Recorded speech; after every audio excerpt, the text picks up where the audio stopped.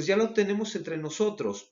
¿Cómo sabemos o cómo sospechamos nosotros de esta situación? Bueno, he tenido pacientes con síntomas virales, con cuadros catarrales, que han resultado con prueba positiva a COVID, o bien he tenido pacientes que han estado en un contacto conocido con otros pacientes COVID y el cuadro clínico que han desarrollado pues ha sido un cuadro clínico diferente al que veíamos con anterioridad.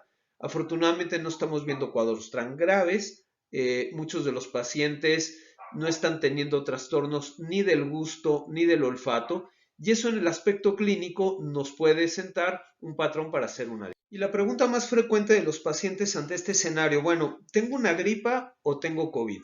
La verdad de las cosas es que hoy día toda gripa, aunque estemos en la época de la influenza, aunque puedan existir otros procesos virales, si lo que está prevalente en el ambiente es el COVID, yo de verdad les sugiero tomen en consideración que cualquier gripa es COVID hasta no demostrar lo contrario.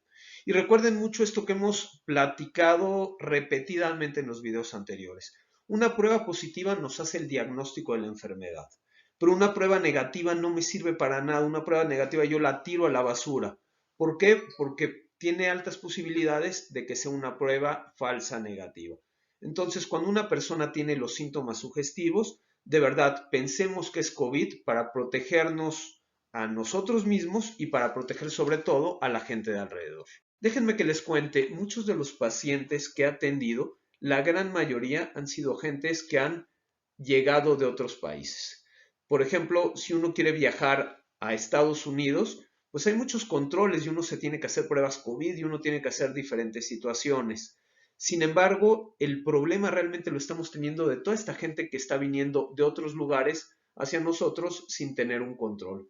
O bien me ha tocado ver inclusive pacientes que sabiendo que están contagiados, dado tratarse en el extranjero es más difícil, pues dicen, bueno, voy a viajar, voy a ir a México, me voy a ir con el cubrebocas, en teoría me voy a tratar de proteger, pero pues esto lo que está haciendo es realmente exponiendo a la gente que está a nuestro alrededor, desde en los aeropuertos, en los aviones, en los taxis y desde luego con los núcleos familiares. La pandemia nos dejó muchas enseñanzas y no nada más en el contexto estricto de COVID, sino por ejemplo en especialidades como las de un servidor. Empezamos a entender y a aprender que, por ejemplo, un paciente diabético, hipertenso, una persona que es obesa, pues su cuerpo está viviendo en una inflamación constante.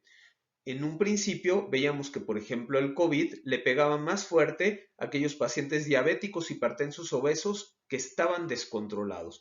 Y esto seguramente guardaba relación con esta inflamación que estaba exacerbada. Recordemos que el COVID tiene dos fases o tiene dos momentos. El primer momento que es la fase viral, el donde el virus ingresa al organismo, produce toda una serie de daños. En los primeros días nuestro organismo hace el reconocimiento inmunológico y hacia el día 7-8 empieza la respuesta inflamatoria con la que logramos atacar y prácticamente acabar al virus. En una persona promedio, entre el día 10 y el día 12, pues el organismo ya tuvo la capacidad de poder eliminar al virus. Sin embargo, ¿qué sucedía? Que en ciertas personas esta respuesta inmunológica se presentaba de manera exagerada. Venía lo que médicamente nosotros llamamos una tormenta de citocinas y lo que sucedía es que el sistema inmunológico pues tanto le pegaba al virus como a células propias de nuestro organismo.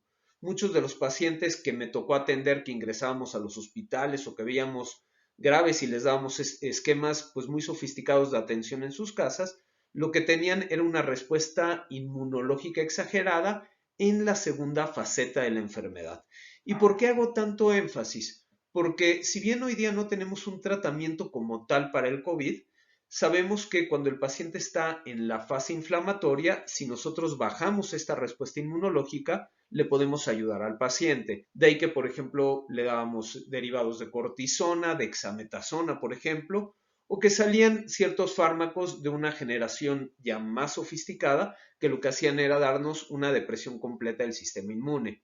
Pues miren, el punto que ahorita nos está dando mucho problema en COVID y sobre todo con Omicron es si hacemos un uso indebido de estos fármacos, es decir, si los damos al principio de la enfermedad, cuando estamos en la fase viral y no hacia la segunda mitad, pues ¿qué sucede? Al principio necesitamos que nuestro organismo reconozca y ataque al virus. Y si en ese momento le ponemos un freno a nuestro sistema inmunológico, pues le estamos abriendo la brecha completamente al virus a que provoque más daño y derivado de un mayor daño vendrá después una respuesta inflamatoria mayor. Por eso es que la temática de la autoprescripción de verdad no debe de ser. No tomen cortisona al principio de la enfermedad. Si de repente llega a estar indicado que si es el caso, muy probablemente sea después de 7 a 10 días posteriores a la fecha del contagio y que sea siempre bajo la prescripción de un médico. Y en este sentido, hablando de la inflamación, pues algo que también muchos médicos leímos, documentamos y empezamos a detallar cada vez más los procesos moleculares por los cuales las células tienen daño cuando hay un proceso inflamatorio. Y hay un punto que es bien importante, sin entrar en mucho detalle. Cuando una célula de repente está haciendo cierto daño, llámese por una infección, llámese por un cáncer, llámese por cualquier otra causa, se dan toda una serie de reacciones químicas muy complejas dentro de la célula. Y el paso final de estas reacciones químicas se llaman reacciones de oxidación. Se forman unos componentes que se llaman radicales libres, que son propiamente los responsables del daño a nivel celular.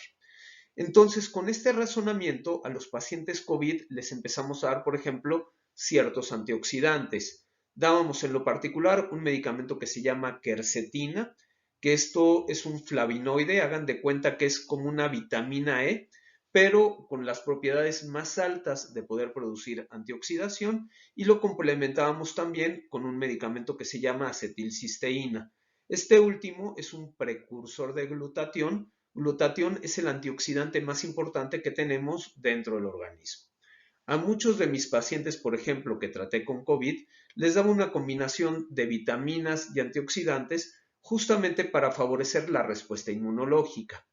Este tratamiento lo podemos manejar de dos formas. Cuando un paciente tiene COVID, aquí conviene dar dosis altas del mismo, pero cuando una persona está sana y está potencialmente expuesta, y la verdad es que todos hoy día estamos potencialmente expuestos, el estar tomando esto de manera preventiva como para tener un refuerzo inmunológico, la verdad es algo que vale la pena.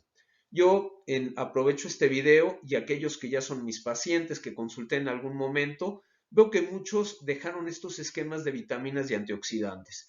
Si ahorita estamos nuevamente por tener un pico alto de la enfermedad, si los contagios vienen de manera más importante, yo considero que el estar inmunológicamente más fuerte es algo que no nos